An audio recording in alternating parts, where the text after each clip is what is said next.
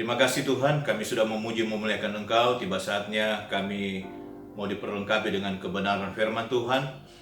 Kau pakai urapi hamba-Mu yang menjadi saluran berkat dalam pemberitaan firman Tuhan pada saat ini, sehingga apa yang hamba sampaikan dapat dimengerti oleh sidulsi dan jemaat, mereka dapat memahaminya, dan akhirnya mereka dapat mempraktikkannya dalam kehidupan mereka masing-masing. Oleh sebab itu Bapa, kami tolak pekerjaan kuasa gelapan setan jahat yang ingin mengambil keuntungan ketika benih-benih firman Tuhan ditaburkan di dalam nama Tuhan Yesus Kristus. Kami perintahkan Engkau enyah dari tempat ini, enyah dari hati dan pikiran kami, darah Yesus yang berkuasa. Terima kasih Bapa, kami siap dengan firman Tuhan hanya dalam nama Tuhan Yesus Kristus. Haleluya. Amin. Puji Tuhan, mari kita lihat kebenaran firman Tuhan di dalam 1 Korintus 9 ayat 24 sampai ayat yang ke-27. Saya akan bacakan. Tidak tahukah kamu bahwa dalam gelanggang pertandingan semua peserta turut berlari, tetapi bahwa hanya satu orang saja yang mendapat hadiah? Karena itu larilah begitu rupa sehingga kamu memperolehnya.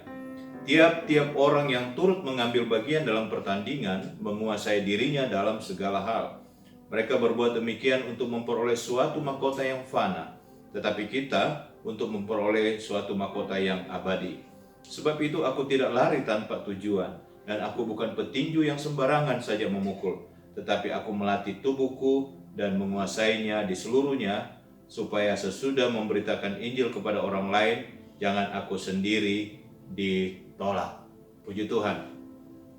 Nah, hari ini judul firman Tuhan adalah hidup adalah sebuah pertandingan. Nah, di sini kita melihat bahwa Rasul Paulus menggambarkan di dalam perjuangan hidupnya, di dalam pelayanannya, keberadaannya, saudara kesalahan Tuhan, digambarkan sebagai seorang pelari, digambarkan juga sebagai seorang petinju. Dia tidak sembarangan memukul atau melepaskan tinjunya, tidak sembarangan saudara. Nah, karena pada zaman itu begitu populer olahraga yang demikian. Oleh sebab itu, untuk menggambarkan perjuangan hidupnya, menggambarkan pengiringan dan pelayanannya kepada Tuhan, menggambarkan bagaimana dia berusaha untuk hidup berkenan kepada Tuhan sehingga dia akhirnya bisa menyelesaikan semuanya itu dengan baik. Maka kita akan pelajari hal yang pertama, bahwa saya melihat Rasul Paulus itu dia bukan saja sekedar dia memberi teori motivasi sebuah kehidupan dalam hal ini, tetapi dia berbagi pengalaman. Karena nyata apa yang dia alami saudara. Setelah dia menerima Yesus sebagai Tuhan dan Juru Selamat, maka mulailah satu proses kehidupan yang dia boleh lewati. Dan boleh kita katakan layaklah dia berkata bahwa aku telah mengakhiri pertandingan yang baik. Sebagaimana 2 Timotius 4 ayat 7 katakan bahwa aku telah mengakhiri pertandingan yang baik, aku telah mencapai garis akhir, dan aku telah memelihara iman. Saudara kasihan Tuhan, kita tahu siapa itu Rasul Paulus. Kita tahu sebelum dia percaya Yesus, dia merupakan salah satu saksi meninggalnya Stefanus ketika dirajam. Dan bukan saja dia menjadi saksi, tetapi atas perintahnya lah maka hal itu terjadi, saudara kasihan Tuhan. Tetapi satu kondisi yang sangat terbalik, ya, ketika dalam perjalanan menuju ke Damsyik, dia bertemu secara langsung dengan Tuhan. Yesus memperhadapkan dirinya kepada Rasul Paulus, dan kita tahu akibat perjumpaannya dengan Tuhan Yesus, Rasul Paulus buta selama 3 hari. Nah, saya tidak menceritakan bagaimana perjalanan Rasul Paulus, proses yang dia jalani sampai dia keluar masuk penjara dan lain sebagainya, tetapi kita mau pelajari bagaimana kehidupan yang sesungguhnya yang sedang kita jalani, sehingga kita juga bisa mencapai titik di mana satu saat kita katakan bahwa aku juga telah mengakhiri pertandingan dengan baik dan aku telah mencapai garis akhir dan aku telah memelihara iman. Saudara kesayangan Tuhan, itu sangat penting bagi kita, Bapak Ibu. Nah, kalau melihat kondisi Rasul Paulus, saudara kesayangan Tuhan, kalau berbicara mengenai kehidupan ini bagaikan sebuah pertandingan, maka ada yang perlu kita miliki di dalam hal ini supaya kita akhirnya memperoleh kemenangan di dalam pertandingan ini. Yang kita harus miliki yang tentunya adalah mental dari seorang pemenang.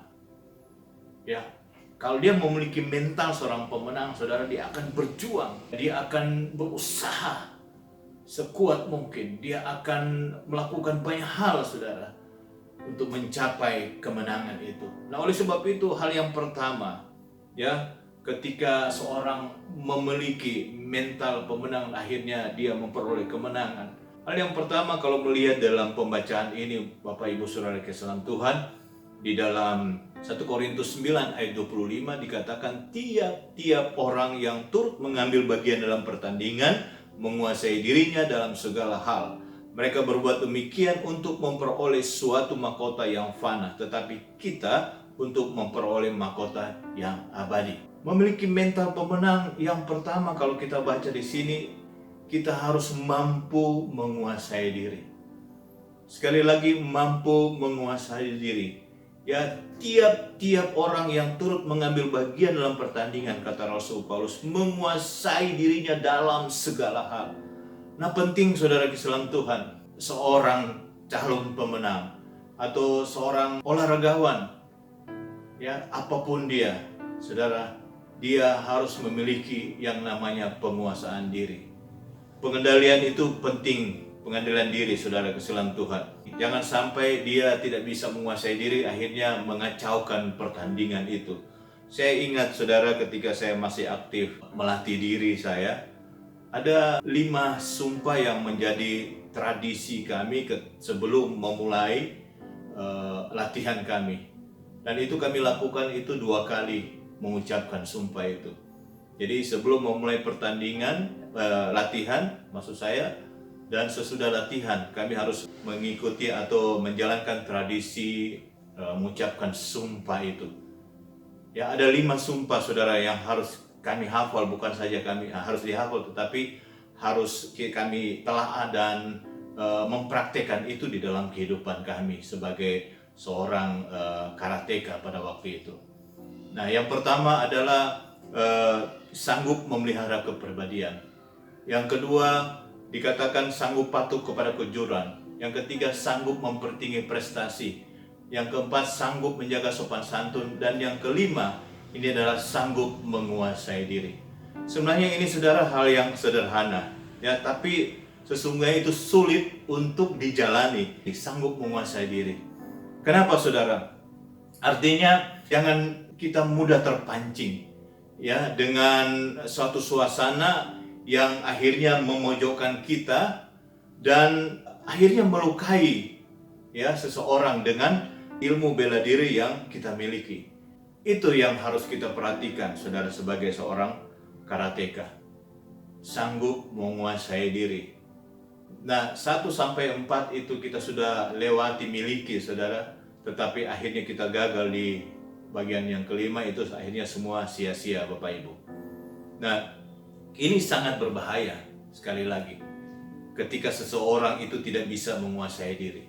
Kita melihat beberapa pertandingan yang ada secara internasional, ada beberapa petinju yang cukup terkenal, bahkan memang dia beberapa kali menang, tapi satu saat, saudara, dia tidak bisa juga menguasai diri sehingga dia melakukan satu tindakan yang sangat bodoh, saudara. Ya, petinju itu menggigit telinga. Seorang petinju bukan menggigit telinga, saudara. Dia mesti menggunakan tangannya. Tapi itu yang terjadi, saudara. Mungkin dalam kondisi tertentu. Dan itu sangat memalukan. Ya. Nah, oleh sebab itu di dalam surat Titus pasal yang kedua ayat 6 dikatakan, demikian juga orang-orang muda, nasihatilah mereka supaya mereka menguasai diri dalam segala hal. Nah, saudara kesayangan Tuhan, dalam suratan Titus ini diingatkan lagi kepada orang-orang muda. Namun ini juga berlaku bagi yang mungkin sudah berumur tetapi masih jiwa muda, saudara. kita juga hati-hati. Jangan sampai karena masih merasa kita punya semangat, atau mungkin merasa kita kuat, ya, atau kita punya pengalaman-pengalaman masa lalu, atau kita merasa bahwa kita punya kemampuan sehingga kita tidak bisa menguasai diri dan akhirnya terjadi hal-hal yang tidak kita inginkan. Nah, saudara Islam, Tuhan diingatkan lagi supaya hal menguasai diri atau pengendalian diri itu sangat penting bagi saudara dan saya. Dalam Amsal pasal 25 ayat yang ke-28 dikatakan bahwa orang yang tak dapat mengendalikan diri adalah seperti kota yang roboh, katanya, temboknya. Jadi gampang sekali akhirnya terjadi serangan-serangan balik karena tidak ada lagi pertahanan. Orang yang tidak dapat menguasai diri, saudara, itu seharusnya awal daripada kejatuhan sebenarnya. Nah, dalam Amsal 16 ayat 32, firman Tuhan, orang yang sabar melebihi seorang pahlawan. Orang yang menguasai dirinya melebihi orang yang merebut kota. Artinya apa? Orang yang menguasai diri itu lebih dari pemenang sebenarnya. Lebih dari orang-orang yang menang. Karena dikatakan bahwa orang yang menguasai dirinya melebihi orang yang merebut kota. Ya, benarlah firman Tuhan. Dan inilah yang menjadi tujuan kita. Karena Rasul Paulus sudah sampaikan di dalam Roma pasal 8 ayat yang ke-37, di dalam Yesus, di dalam Kristus, kita lebih daripada orang-orang yang menang. Amin, saudara. Karena kita adalah orang-orang yang dapat mengendalikan diri kita. Nah, ketika kita tidak bisa menguasai diri, saudara, maka Alkitab juga menceritakan bahwa akan terjadi gangguan komunikasi kita dengan Tuhan. Akan bermasalah, saudara. Sebagaimana dalam 1 Petrus pasal 4 ayat 7 dikatakan, kesudahan segala sesuatu sudah dekat. Karena itu kuasailah dirimu dan jadilah tenang supaya kamu dapat berdoa. Memang benar, saudara, bagaimana kita bisa berdoa kalau kondisi kita tidak tenang? Kita tidak bisa menguasai diri. Bagaimana kita bisa berdoa kepada Tuhan? Jadi sekali lagi terputus komunikasi, ada gangguan di sana. Nah, jangan sampai itu terjadi dalam kehidupan kita. Kita harus memiliki yang namanya mental pemenang. Kita harus bisa menguasai diri kita.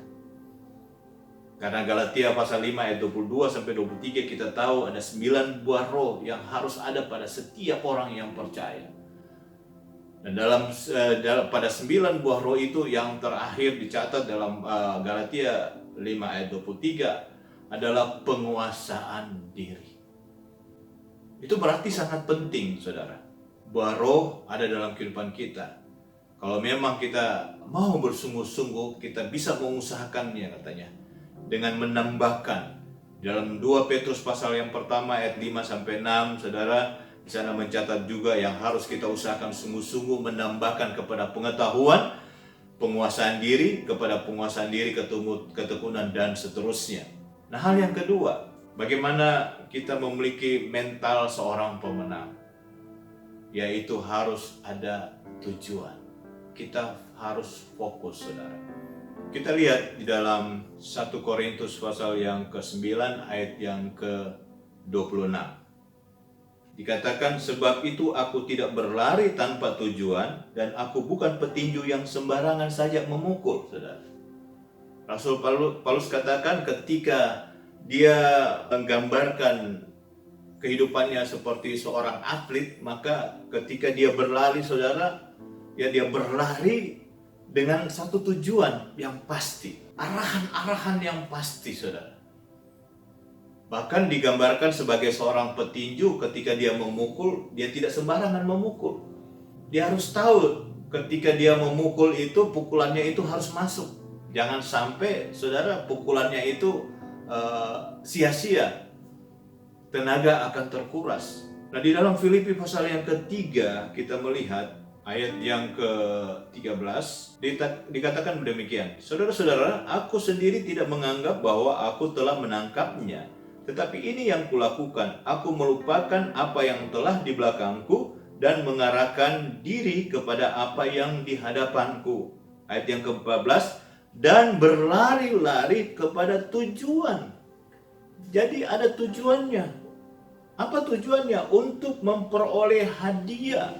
Ada hadiah yang disiapkan ketika kita masuk dalam satu pertandingan yang diperebutkan. Makanya harus ada seorang pemenang. Saudara kasihan Tuhan, kita memiliki panggilan-panggilan secara pribadi dalam kehidupan kita. Dan ini yang sedang kita usahakan, ini yang sedang kita kerjakan hari-hari ini. Jangan sampai apa yang kita lakukan, sekian lama kita melayani Tuhan, sekian lama kita menjadi orang yang percaya, tetapi akhirnya sia-sia, saudara kasihan Tuhan. Kita tidak mencapai tujuan. Kita melenceng, kita keluar dari jalur. Dikatakan bahwa dia berlari kepada tujuan untuk memperoleh hadiah. Yang dilihat adalah hadiah. Dia lari begitu rupa. Dia abaikan semua gangguan-gangguan yang ada di sekelilingnya, saudara. Dalam Ibrani pasal 12 ayat yang pertama sampai yang kedua dikatakan demikian. Karena kita mempunyai banyak saksi bagaikan awan yang mengelilingi kita, marilah kita menanggalkan semua beban dan dosa yang begitu merintangi kita dan berlomba dengan tekun dalam perlombaan yang diwajibkan bagi kita, saudara. Agar supaya kita bisa berlari dalam perlombaan, kita harus singkirkan yang bisa memberatkan kita, sehingga kita tidak begitu mampu berlari cepat. Yang harus kita tinggalkan beban-beban dosa yang ada pada kita, ya, yang merintangi kita. Kita harus tanggalkan itu semua. Ayat yang kedua dikatakan, marilah kita melakukan dengan mata yang tertuju kepada Yesus, yang memimpin kita dalam iman, dan yang membawa iman kita itu kepada kesempurnaan, saudara. Dalam proses pengiringan kita kepada Tuhan, bagaimana Rasul Paulus sudah memberikan satu contoh dan teladan. Dia memberikan kita motivasi apa yang sudah menjadi pengalaman dalam hidupnya. Sehingga tadi saya katakan dia layaklah, dia berkata bahwa aku telah mengakhiri pertandingan dengan baik. Aku telah mencapai garis akhir.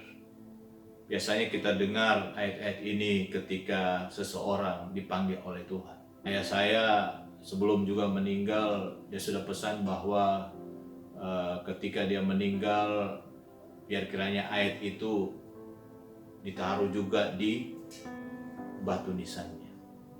Dan memang itu kami taruh. Ya, itu yang kita harapkan semua, bahwa kita bisa menyelesaikan semuanya dengan baik. Ya, finishing well. Walaupun kita harus melewati banyak hal dalam kehidupan ini. Kita harus melewati yang namanya penguasaan diri. Yang kedua, kita harus punya tujuan. Kita harus fokus, saudara. Karena ada banyak saksi di sekeliling kita. Ada orang-orang juga yang memberikan support, tetapi sebaliknya juga ada orang-orang yang justru mau melemahkan kita sehingga kita gagal mencapai tujuan. Nah, Bapak Ibu saudara kasihan Tuhan, mari kita fokus. Mari kita bergerak dengan satu tujuan yang pasti. Hidup kita ini memiliki tujuan. Apa tujuan hidupmu? Orang yang memberi pengaruh terbesar bukanlah selalu orang yang berpendidikan tinggi atau yang paling kaya atau mungkin yang paling berkuasa. Saudara, orang yang membawa perubahan dan pengaruh yang paling besar adalah orang yang menemukan tujuan hidupnya yang Tuhan tetapkan bagi mereka.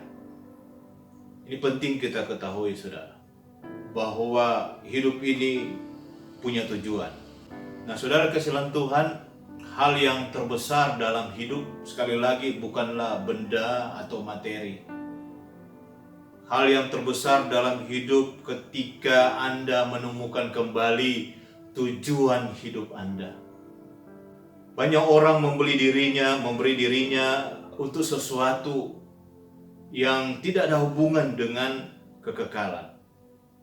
Ketika dia hidup, dia memberikan dirinya untuk sebuah karir, karena dia pikir itulah yang menjadi tujuan hidupnya. Ada juga orang yang memberi dirinya kepada sebuah kegiatan olahraga atau hobi, saudara, sehingga dia berusaha untuk mencapai itu, sehingga dia sukses. Karena dia berpikir bahwa ketika dia mencapai itu, itulah yang sudah menjadi tujuan hidupnya. Apalagi yang dicari orang sekarang ini, popularitas, saudara, kekayaan, bahkan pelayanan juga menjadi salah satu tujuan hidup dari beberapa anak Tuhan atau hamba Tuhan. Tapi sesungguhnya bukan itu. Tetapi ketika dia menemukan tujuan hidupnya yang ditentukan Tuhan bagi dirinya, itu yang sangat penting. Dalam Yeremia 9 ayat 23, firman Tuhan demikian, saya bacakan. Beginilah firman Tuhan, janganlah orang bijaksana bermegah karena kebijaksanaannya. Janganlah orang kuat bermegah karena kekuatannya. Janganlah orang kaya bermegah karena kekayaannya. Tetapi siapa yang mau bermegah, baiklah bermegah karena yang berikut. Itu dua, bahwa ia memahami dan mengenal aku, bahwa akulah Tuhan yang menunjukkan kasih setia, keadilan dan kebenaran di bumi. Sungguh semuanya itu kusukai, demikianlah firman Tuhan. Saudara, yang diinginkan Tuhan ternyata agar kita bisa memahami dan mengenal Dia Sang Pencipta, Dia Juru Selamat kita. Tuhan suka adalah ketika kita bisa memahami dan mengenal Dia. Kalau ayat ini katakan bahwa Dia adalah Tuhan yang menunjukkan kasih setia, keadilan dan kebenaran di bumi. Di dalam Filipi pasal yang ketiga ayat yang ke-10, Rasul Paulus juga menghendaki, dikatakan yang ku kehendaki adalah mengenal Dia, yang mengenal kuasa kebangkitannya dan persekutuan dalam penderitaannya. Jadi benar-benar bukan hanya sekedar tahu, saudara, mengenal dengan sungguh-sungguh siapa Tuhan kita. Nah, hal yang ketiga, Bapak Ibu, bagaimana kita bisa memiliki mental seorang pemenang. Dalam ayat yang ke-27 dikatakan, tetapi aku melatih tubuhku dan menguasainya seluruhnya, supaya sesudah memberitakan Injil kepada orang lain, jangan aku sendiri ditolak. Yang ketiga, kita harus rajin berlatih. Kita harus sungguh-sungguh melatih diri kita, agar supaya kita mencapai satu titik kemajuan yang dibutuhkan untuk masuk dalam satu pertandingan, saudara. Nah, kenapa latihan itu harus begitu penting? Karena kita akan diperhadapkan dengan yang namanya kompetisi, di mana kita akan uji di sana. Perkembangan, kemajuan, kompetisi itu akan menjadi sebuah tolok ukur bagi kita. Sudah sampai sejauh mana progres daripada latihan kita, sehingga kita layak untuk memasuki sebuah pertandingan. Dan tentunya kalau memang kita sudah siap, ya tidak akan lari mahkota itu, tidak akan lari hadiah itu dari kita. Dalam 2 Timotius 2 ayat 5 dikatakan, seorang olahragawan hanya dapat memperoleh mahkota sebagai juara apabila ia bertanding menurut peraturan-peraturan olahraga. Saudara, kita bisa bertanding dengan benar, tidak ada kecurangan di sana. Kita bisa bertanding sesuai dengan aturan main yang ada, sehingga benar-benar ketika kita memperoleh kemenangan itu, kemenangan yang memang betul-betul kemenangan yang murni, yang jujur, ya, tidak ada hal-hal yang lain. Dalam 1 Timotius pasal 6 ayat 12 dikatakan, bertandinglah dalam pertandingan iman yang benar dan rebutlah hidup yang kekal. Untuk itulah engkau telah dipanggil dan telah engkau ikrarkan ikrar yang benar di depan banyak saksi. Puji Tuhan, Bapak Ibu Saudara kesalahan Tuhan. Sekali lagi, bagaimana dengan kehidupan saudara? Maukah kita membayar harga untuk satu kesuksesan kita dan meraih kemenangan? Mari dengan rajin kita melatih diri kita sungguh-sungguh, karena kita punya tujuan yang jelas di dalam hari ini, saudara. Dan tentunya disertai dengan penguasaan diri, maka kita akan tampil lebih dari pemenang. Haleluya. Amin. Tuhan Yesus memberkati kita sekalian.